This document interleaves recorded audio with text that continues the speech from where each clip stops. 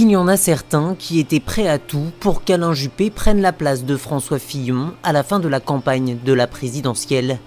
Le 5 mars, François Fillon confirme qu'il ne renonce pas.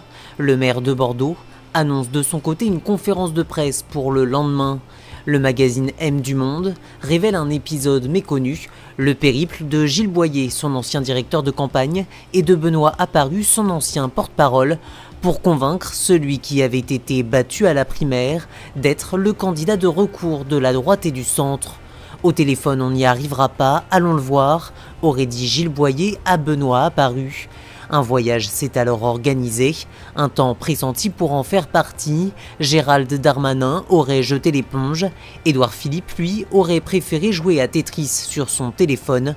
Ce voyage a été l'aboutissement du week-end horribilis de la droite, raconte Gilles Boyer.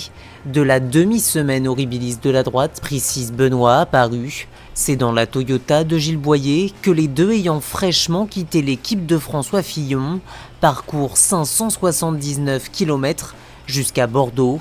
C'est la course pour réussir à faire changer d'avis Alain Juppé avant sa conférence de presse. Bloqués dans les embouteillages, ils ont failli arriver trop tard. Il nous a fait lire son discours, nous lui avons demandé d'y renoncer, révèle Gilles Boyer dans le magazine M du Monde. En réalité, nous n'avons pas été bons, on était trop crevés.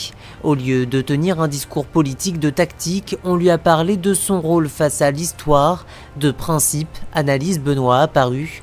Une initiative qui n'aura rien changé à la décision d'Alain Juppé, mais qui l'a beaucoup touché.